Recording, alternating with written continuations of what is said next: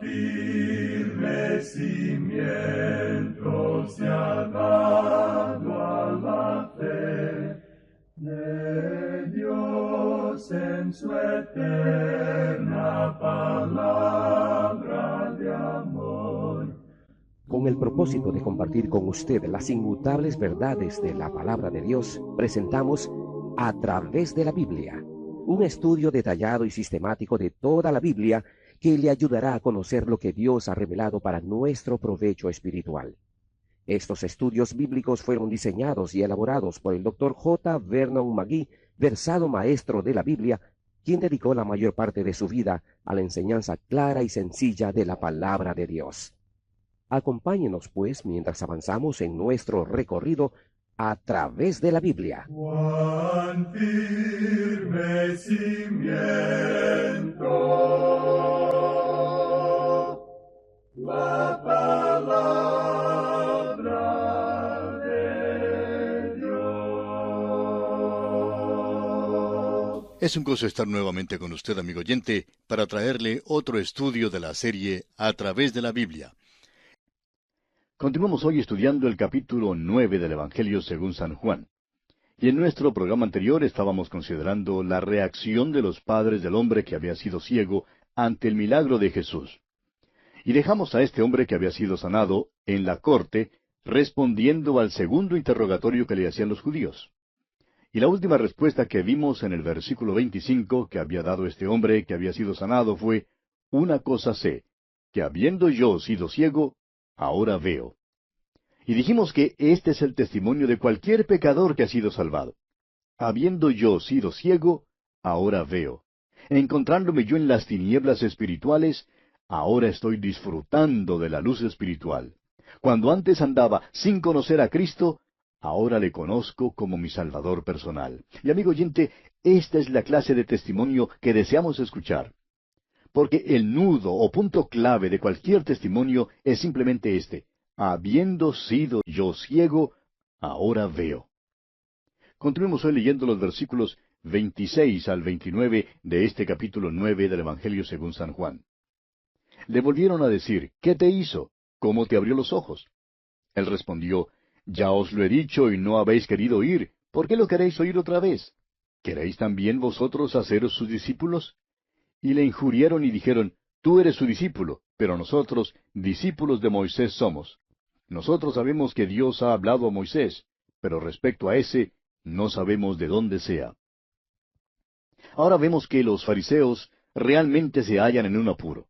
Hacen los mejores esfuerzos por hallar, aunque sea un pequeño defecto del cual puedan aprovecharse para explicar el milagro que acaba de hacer Jesús. A ellos no les era posible explicarlo todo tan fácilmente, como presumen hacerlo los teólogos y profesores incrédulos de hoy en día. Este hombre está allí mismo y él puede ver lo que hacen. Creemos que el hombre empieza a ver lo que hacen y se pone un poquito sarcástico. Claro que ellos no quieren ser los discípulos de Jesús, le odian. Y el hombre comprende esto, pero pregunta con sarcasmo si es que a ellos les gustaría ser sus discípulos. Hace otra observación interesante. Ahora, los fariseos no solo son tan ciegos que no pueden ver la luz del mundo, sino que también son sordos, y por tanto tampoco pueden oír. Continuemos con los versículos 30 al 34.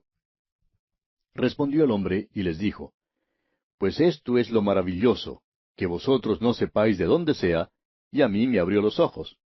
Y sabemos que Dios no oye a los pecadores, pero si alguno es temeroso de Dios y hace su voluntad, a ese oye.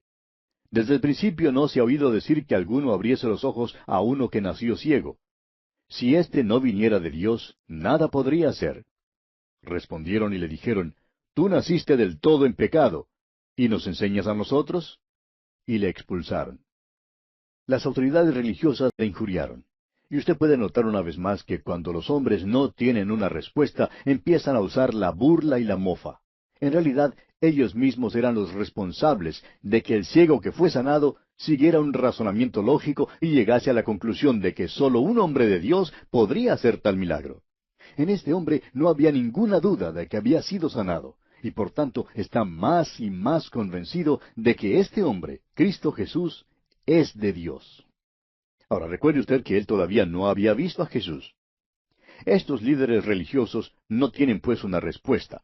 no pueden satisfacer el argumento ni dar una explicación satisfactoria. Los hechos les confunden y les contradicen. ¿Qué hacen entonces? Pues optan por expulsar al hombre. Estas autoridades religiosas debían haberle aceptado, pero en lugar de eso se enojaron y le expulsaron, es decir, le excomulgaron. Ahora eso era una cosa terrible en aquel día. Esta excomunión le excluía del templo y también le excluía de poder participar en la vida comercial. Francamente, hacía de él un paria. Era como si fuese un leproso, porque quedaba excluido de todo lo religioso y social. Pero note usted lo que ocurre ahora. El Señor Jesús aparece en escena. Leamos los versículos 35 al 38. Oyó Jesús que le habían expulsado, y hallándole le dijo, ¿Crees tú en el Hijo de Dios?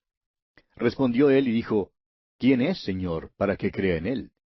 Le dijo Jesús, Pues le has visto, y el que habla contigo, él es. Y él dijo, Creo, Señor, y le adoró. Tenemos aquí la escena en que este hombre, que ha sido sanado, tiene su encuentro con Jesús. Este hombre había defendido al Señor Jesús y había ganado en argumento, pero las autoridades religiosas le habían expulsado del templo. Y es cosa maravillosa que precisamente ahora el Señor Jesús se le acerca. Y amigo oyente, Jesús es quien siempre busca al hombre. El Señor ha preparado a este hombre por todo el camino. Ahora es necesario poner su fe en el Hijo de Dios, y el Señor llega entonces donde él con esta pregunta crucial. ¿Crees tú en el Hijo de Dios? Es que el hombre ha pasado por experiencias que le han fortalecido, han aclarado su modo de pensar. El Señor sabe que él está listo para dar este paso final. Este hombre es tan amplio, tan honesto y sincero. Pregunta, ¿quién es el Hijo de Dios para que crea? Se puede ver la ansiedad espiritual de este hombre. Quiere seguir más adelante. Quiere llegar a conocer a Jesús, el Cristo, o sea, el Mesías prometido. Jesús le aseguró que podía ver al Hijo de Dios y que era el mismo Hijo de Dios que le estaba hablando. El hombre entonces creyó y le adoró. Este es uno de los casos más bellos de la fe que tenemos en toda la palabra de Dios. Nuestro Señor Jesucristo llevó a este ciego paso a paso y le trajo a sus pies a fin de que pudiera decir, Creo, Señor, y le adoró. Así son los pasos que todo pecador debe dar. En el principio todos somos ciegos, somos pecadores perdidos y ni aún vemos nuestra condición perdida. Luego llegamos a Cristo. Él se revela a nosotros y nuestros ojos son entonces abiertos y vemos quién es y lo que Él ha hecho por nosotros. Luego la pregunta es, ¿cree usted? La respuesta de este hombre también puede ser la respuesta suya, amigo oyente, si es que usted quiere ser salvo. Creo, Señor. Y usted entonces se postrará delante de Él para adorarle. Leamos ahora el versículo 39 de este capítulo 9 de Juan. Dijo Jesús, para juicio he venido yo a este mundo, para que los que no ven, vean, y los que ven, sean cegados. Esta declaración parece extraña. El Señor dice que hay quienes tienen ojos, pero que no ven.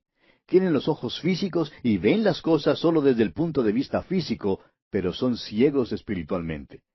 Si un hombre confiesa que es ciego y viene a Jesús como ciego, Jesús le da discernimiento espiritual. El apóstol Pablo escribe en su primera carta a los Corintios capítulo 2 versículo 14, pero el hombre natural no percibe las cosas que son del Espíritu de Dios, porque para él son locura, y no las puede entender porque se han de discernir espiritualmente. Amigo oyente, si usted ha entrado en la presencia del Señor Jesús, si ha entrado en la presencia de la luz del mundo, pero todavía dice, ¿qué es la verdad?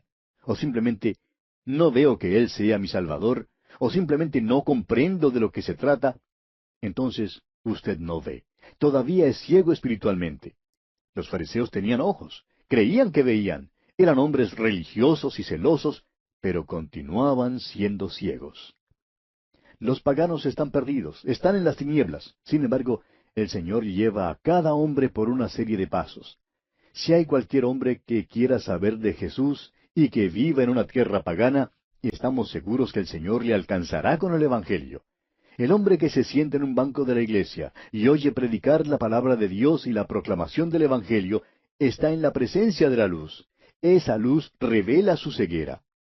Jesús dijo allá en Mateo 6:23, así que si la luz que en ti hay es tinieblas, ¿cuántas no serán las mismas tinieblas? Si usted sabe las verdades en cuanto a Jesucristo, la luz del mundo, pero no las cree, amigo oyente, es ciego y absolutamente no hay nada más que ofrecerle. Si usted ha estado en la presencia del Salvador del mundo y le ha rechazado, no hay entonces otro Salvador que ofrecerle. Continuemos leyendo ahora los versículos 40 y 41 de este capítulo 9 del Evangelio según San Juan. Entonces algunos de los fariseos que estaban con él, al oír esto, le dijeron, ¿acaso nosotros somos también ciegos? Jesús les respondió, si fuerais ciegos, no tendríais pecado. Mas ahora porque decís, vemos, vuestro pecado permanece. Comenzamos con un ciego que fue sanado a fin de que viera tanto física como espiritualmente. Y terminamos con las autoridades religiosas que estaban trágica y completamente enceguecidas, pero que creían que podían ver. En la misma presencia de Cristo, en la presencia de la luz, en la presencia de la revelación de Dios, dijeron que no tenían ningún pecado. Son ciegos y sin embargo dicen que ven. ¿Sabe usted que algunas de las personas más dogmáticas en sus creencias hoy en día son los ateos y aquellos que muestran más devoción a un culto? Dicen que ven, pero son ciegos. Rechazan al Señor Jesucristo y por eso su pecado continúa. Amigo oyente, si usted previamente ha rechazado a Jesucristo, o si nunca antes le ha aceptado, abra su corazón y su mente para recibirle ahora mismo. Acompañe al que había sido ciego y diga, una cosa sé, que habiendo yo sido ciego, ahora veo. Creo, Señor. Y entonces adore como Él adoró a Jesús. Y bien, así concluimos nuestro estudio del capítulo 9 del Evangelio según San Juan. Entramos ahora al capítulo 10. Este capítulo es uno de los puntos culminantes de un libro en el cual cada capítulo es sumamente interesante. Creemos que este capítulo 10 del Evangelio según San Juan es uno de los más importantes en toda la Biblia. Este es el capítulo que tiene que ver con el buen pastor y con el hecho de que Él, Jesús, es la puerta del redil. Sin más, entonces, comencemos nuestro estudio leyendo los primeros 2 versículos de este capítulo 10. De cierto os digo, el que no entra por la puerta en el redil de las ovejas, sino que sube por otra parte, ese es ladrón y salteador. Mas el que entra por la puerta, el pastor de las ovejas es. Los antiguos rediles de aquel entonces todavía existen en muchos pueblos en aquella tierra. Había un redil público y por la noche todos los pastores que vivían en aquel pueblo traían sus ovejas al redil para pasar la noche allí. Su costumbre era entregar las ovejas al portero del redil, quien las cuidaba y entonces se iban a sus hogares para pasar la noche. A la mañana siguiente, el portero dejaba entrar a los pastores y ellos entonces llamaban a sus ovejas. Cada pastor llamaba a sus propias ovejas y luego salía por la puerta del redil llevando todas sus ovejas. Ahora creemos que es conveniente aquí recordar que Jesús pronunció estas palabras inmediatamente después de lo ocurrido en el capítulo anterior. Allí las autoridades religiosas comienzan a rechazar públicamente a Jesucristo como su Mesías. Excomulgan del templo al ciego sanado por Jesús por su fe en él, y por último preguntan si Jesús les está acusando de ser ciegos. Jesús establece sin lugar a dudas el hecho de que son ciegos en cuanto a lo espiritual. Y ahora, con este discurso sobre la puerta del redil, presenta sus credenciales que lo identifican como el Mesías, el Hijo de Dios. El redil aquí representa a la nación de Israel. Jesús les está diciendo que Él entró por la puerta. Sigue diciendo que cualquiera que no entre por la puerta, sino que suba por otra parte, es un ladrón y salteador. Y esta es una alegación grande que Jesús hace aquí en cuanto a sí mismo. Él dijo que había entrado por la puerta, que había entrado legalmente, que entró en cumplimiento de las profecías del Antiguo Testamento. Entró según lo establecido por la ley. Como lo dice el apóstol Pablo en su carta a los Gálatas capítulo 4, versículo 4, donde dice, «Pero cuando vino el cumplimiento del tiempo, Dios envió a su Hijo, nacido de mujer y nacido bajo la ley». Jesús entró por el linaje de David conforme a la profecía. Nació en Belén conforme a la profecía. No solo era del linaje de David, sino que también fue nacido de una virgen conforme a la profecía de Isaías en el capítulo 7, versículo 14. En el tiempo que nació, era una vara del tronco de Isaí, conforme lo encontramos en Isaías 11:1. Ahora esto es interesante. En aquellos tiempos, el linaje real de David había bajado al mismo nivel del campesino. No había más majestad real. Isaí también había sido un campesino en Belén. El hecho es que criaba ovejas. Su hijo David fue ungido, y por tanto ese linaje llegó a ser el linaje real. Pero cuando nació el Señor Jesús, era simplemente una vara del tronco de Isaí. Era simplemente un carpintero, y hasta llevó la ropa de carpintero. Con cuánta precisión se cumplieron todas las profecías, amigo oyente. Y luego vino conforme a la ley mosaica. Le llevaron al templo cuando tenía 8 días. Vez tras vez, Jesucristo aclaró que no había venido para destruir la ley, sino para cumplirla. Él era el Mesías y así había entrado por la puerta. Ningún otro podía tener las credenciales que él tenía. Cualquier otro habría sido ladrón y salteador y habría tenido que subir por otra parte y no hubiera podido presentar credencial alguna. Y es precisamente en esta área que los líderes religiosos lo acusaban. Ellos no creían que él tenía las credenciales como para ser el Mesías. Por eso Jesús les dice en el versículo 25 de este capítulo 10, «Os lo he dicho y no creéis. Las obras que yo hago en nombre de mi Padre, ellas dan testimonio de mí». Continuamos ahora leyendo el versículo 3 de este capítulo 10 de Juan. «A éste abre el portero, y las ovejas oyen su voz, y a sus ovejas llama por nombre, y las saca». El portero aquí es el Espíritu Santo. El Espíritu de Dios vino sobre él, y todo lo que hacía lo hacía mediante el poder del Espíritu de Dios. El Espíritu Santo sabía que él tenía las credenciales que eran necesarias, y por eso le dejó entrar en la nación de Israel para llamar a las ovejas del redil. Y las ovejas oyen su voz. Sus ovejas han respondido. Esto se relaciona con el capítulo anterior. Esos líderes religiosos eran ciegos espiritual y físicamente, y además eran sordos. Ni siquiera oyen su voz. Pero él llama a los suyos por nombre y los saca. El ciego, por ejemplo, le oyó llamar. Simón oyó llamar su nombre y Jesús le cambió el nombre por el de Pedro, que quiere decir piedra. Llamó a Santiago, a Juan, a Natanael y a Felipe. Se paró bajo un árbol sicómoro allá en Jericó y llamó a Zaqueo. Llamó, pues, a sus ovejas por nombre. Y quisiéramos insertar aquí que nosotros creemos que cuando el Señor llame a los suyos del mundo durante el arrebatamiento o rapto de su iglesia, los muertos en Cristo serán levantados y nosotros que vivimos seremos arrebatados juntamente con ellos en las nubes para recibir al Señor en el aire. Creemos que entonces llamará por nombre a cada creyente. Creo que le oiré decir personalmente mi propio nombre, y eso será maravilloso, amigo oyente, porque Él conoce mi nombre, y me llamará en aquel entonces.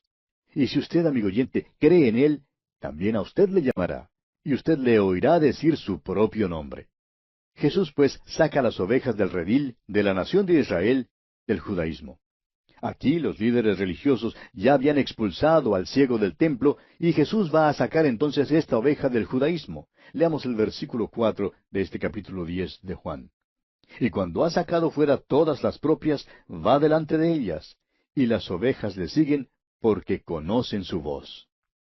No solamente llama a sus ovejas por nombre, sino que también las saca.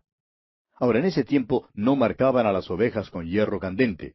El pastor llamaba a las ovejas y las ovejas conocían su voz. El pastor las sacaba y ellas le seguían. Asimismo, sus ovejas le seguirán porque conocen su voz. Es una cosa maravillosa saber hoy en día que cuando se predica la palabra de Dios, Jesús está llamando a sus ovejas. El Espíritu de Dios es el portero que abre los corazones y las ovejas oyen. Por eso mismo nos gusta la transmisión por radio, porque las ovejas están esparcidas por muchas partes, pero oyen. Recibimos muchas cartas informándonos de lo siguiente: oí y creí. Amigo oyente, Él sacará a sus ovejas de algún sistema legal o quizá hasta de una iglesia, y ellas le seguirán. Permítanos decir que no es posible engañar permanentemente a las ovejas de Dios. Es verdad que la oveja por un tiempo puede meterse en alguna secta falsa o en algún ismo, pero la oveja conocerá la voz del pastor. Desafortunadamente hay demasiados predicadores hoy en día que tienen miedo, sí señor, miedo de declararse a favor de la verdad. Sin embargo, donde quiera que la palabra de Dios sea fielmente predicada y enseñada, las ovejas la oirán. Podemos confiar en eso porque nuestro Señor dijo allá en el versículo 27 de este mismo capítulo 10, «Mis ovejas oyen mi voz». Continuemos ahora leyendo los versículos 5 y 6 de este capítulo 10 de Juan. «Mas al extraño no seguirán, sino huirán de él, porque no conocen la voz de los extraños. Esta alegoría les dijo Jesús, pero ellos no entendieron qué era lo que les decía. Creemos que es posible engañar al pueblo de Dios algunas veces, pero no creemos que es posible engañarlo todo el tiempo. Por un tiempo, las ovejas de Dios pueden creer que le oyen, pero con el tiempo descubren que no han estado oyéndole, y entonces se vuelven a la enseñanza de la palabra de Dios porque conocen a su pastor. Es asombroso, amigo oyente. Ahora, el motivo por el cual algunas ovejas no oyen su voz es porque no son sus ovejas. Pero en donde quiera que hallemos a los que escuchan la palabra de Dios, podemos saber que son sus ovejas y da gusto saber que somos los hijos de Dios. Ahora es de notar que en algunas versiones de la Biblia encontramos la palabra parábola aquí en el versículo 6. La palabra griega para parábola es parabole, y la palabra en este versículo es paroimia, que realmente significa alegoría. Y aquí quisiéramos señalar que el Evangelio de Juan no registra ninguna de las parábolas de nuestro Señor Jesucristo. Registra las metáforas y las alegorías tales como yo soy la luz del mundo y yo soy el pan de vida.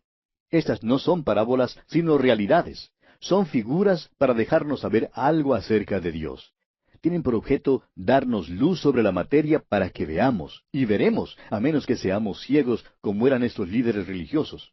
Por tanto, debe leerse así aquí. Esta alegoría, les dijo Jesús, así como la versión de Reina Valera la traduce. Pero vemos aquí que aún así los líderes religiosos no comprendieron lo que Él les decía. Y aquí, amigo oyente, vamos a detenernos porque nuestro tiempo ha llegado a su fin por el día de hoy.